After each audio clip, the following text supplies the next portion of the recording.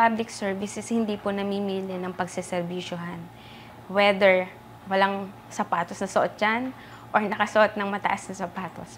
Lagi po nating isaisip na ang pagsisilbi po, hindi po yan namimili kung sino ang kaharap natin.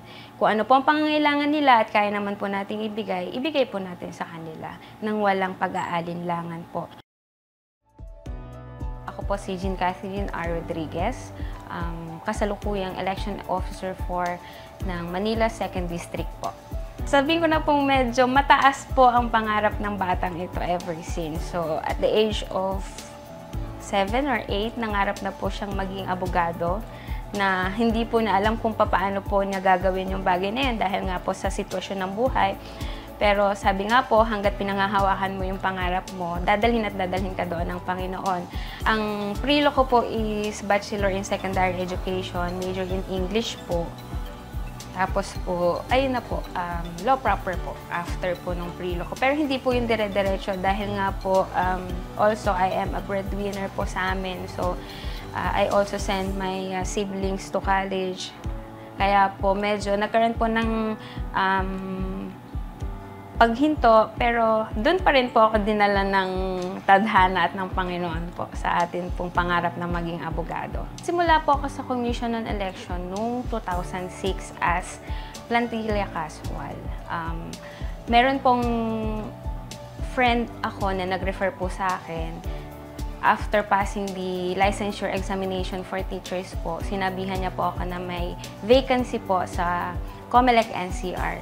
After that, 2007, saka pa lang po ako naging election assistant 2. And from then on, nagdire-diretso na po ako dito sa Commission on Election hanggang 2015 when I decided to work abroad, work and study abroad po. Pero talagang mahal ko po si Commission. Bumalik po ako noong 2018, May 1, as an election assistant 2 po ulit. As an election officer po, ang main task po namin is to conduct voters registration po. And secondly po, ang ginagawa ko po dito is mag-conduct din po ng voters education. Nagtuturo po tayo, ini-inform po natin ang public kung ano po ba ang kahalagahan ng pagboto, ini-inform po natin yung right po nila to suffrage, and we encourage them to register po. Another thing that I do here po is conduct preliminary investigation po. Kung may mga assigned cases po from law department, yun po, we conduct preliminary investigation. Patungkol pa rin po ito sa mga election cases po. And of course, bago ko po makalimutan, kami po ay nagbabantay during election day po. Siguro po ang isang talagang masasabi ko kung bakit ako nag-stay sa Commission on Election is nakita ko po yung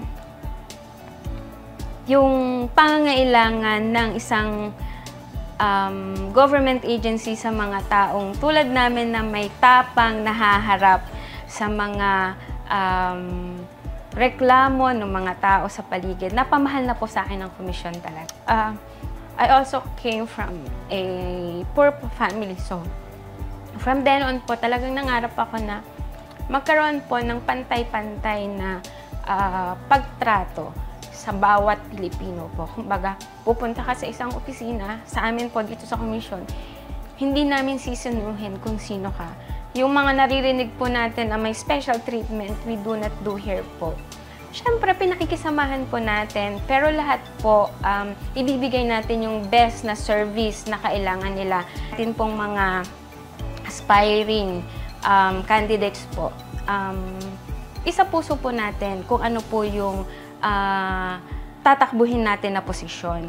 Hindi lamang po para magkaroon po tayo ng power or makilala po tayo or dahil may business tayo or kung ano man po. Dapat po ang lagi po nating priority is makapaglingkod po sa ating bayan.